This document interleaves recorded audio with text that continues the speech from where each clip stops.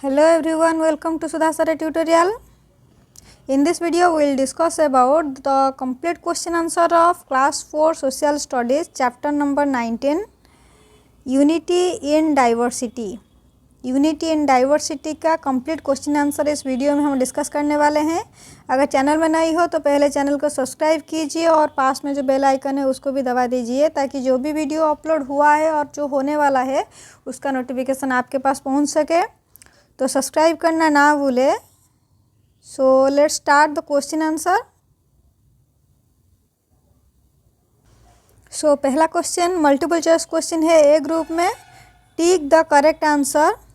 First, every question has 3 options and you have choose only correct answer among them.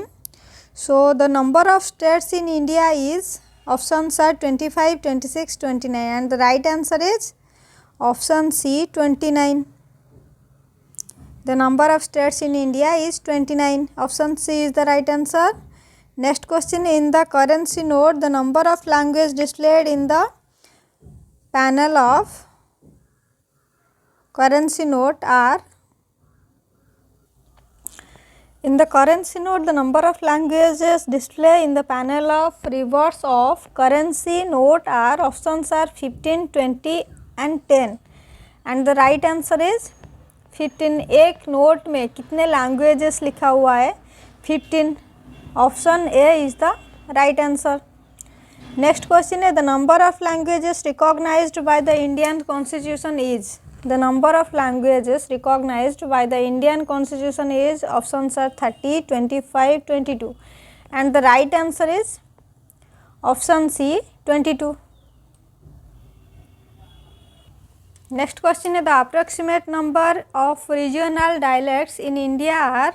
The approximate number of regional dialect in India are options are 500, 525, 544 and the right answer is option C 544. Option C is the right answer. Next, fill in the blanks है B group में. Every religion has a strong presence in dash. Every religion has a strong presence in dash in India. इसका answer होगा India. India is the right answer. Every religion has a strong presence in India. Question number 2, the dash provides equal rights to all citizens. The dash provides equal rights to all citizens. All citizen को equal right provide करता है. क्या? Indian constitution होगा. इसका answer होगा Indian constitution. Indian constitution.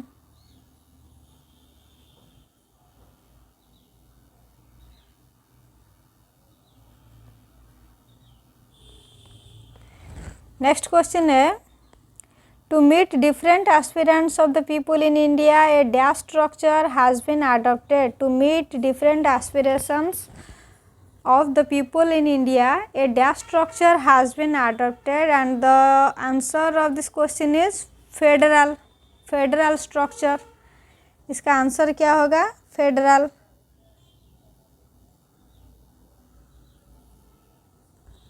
Federal होगा. Next question, dash tolerance is a unique feature of India which unites the people. Dash tolerance is a unique feature of India which unites the people and the answer of this question is religious.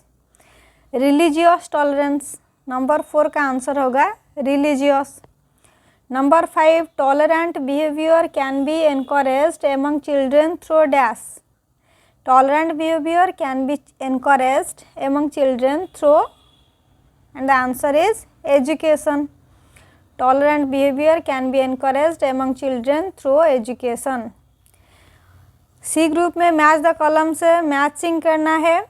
India is a dash. India is all Indians enjoy. The government should all Indians should develop. The English language has been. B group में क्या है? Equal political right, vast country, a feeling of brotherhood, a unifying factor, encourage the idea of secularism. we will match column A with column B. 1. India is a vast country. 1 को B से connect करेंगे. उसके बाद all Indians enjoy equal political right. 2 को A से connect करेंगे. The government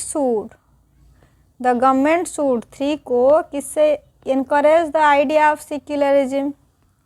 3 को E से कनेक्ट करेंगे. All Indians should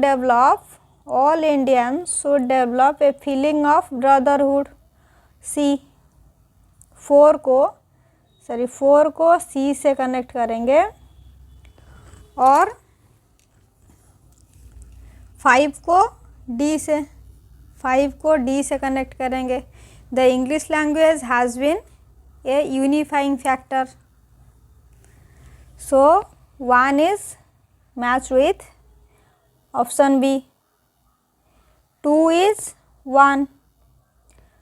Number 3 E. Number 4 C. Number 5 D. ये हो गया आपका राइट आंसर. और डी ग्रुप में ट्रू फॉल्स है. India is a vast country having diverse ecosystem. India is a vast country, India एक बहुत बड़ा कंट्री हैविंग डाइवर्स इकोसिस्टम. तो ये सही है, इसका आंसर हो जाएगा true. T. India does not have varied native और ट्राइबल कल्चर. ये फॉल्स है. इंडिया हैव वैरिड नेटिव और ट्राइबल कल्चर. ये यहाँ पर है India does not have, so ये फॉल्स हो जाएगा, false. Number 3 India is a surrounded by 2 water bodies. ये रॉन्ग है क्योंकि India is surrounded by 3 water bodies. East में बे ऑफ बंगाल है, वेस्ट में अरबियन सी है और जो साउथ है, साउथ में इंडियन ओशन है. 3 वाटर बॉडीज, तो ये फॉल्स हो जाएगा. Number 4 India is a unique blend of various culture. India is a unique blend of various culture. ये सही है. ये बुक में ये वाला लाइन लिखा गया है. National integration is major concern in India. National integration is a major concern in India. ये भी सही है, यहाँ पर भी ट्रू होगा. तो question number 1 true, 2 F, 3 false, 4 true, 5 true. And E group में हमारा यहाँ पर लॉन्ग टाइप क्वेश्चन है, इसको भी डिस्कस करेंगे क्योंकि मैंने खुद इसको हैंडमेड कुछ नोट बनाए हैं इस क्वेश्चन को लेके. तो ये रहा आपका ई ग्रुप का कुछ लॉन्ग टाइप क्वेश्चन. 5 क्वेश्चन है. पहला क्वेश्चन है enumerate the geographical factor of diversity. Enumerate the geographical factors of diversity and its answer is India is a vast country with deserts, evergreen forest, snow-capped mountains, long coastline and fertile plains. India's geography is a unique blend of diverse ecosystem with a rich variety of vegetation, wildlife and other natural resources.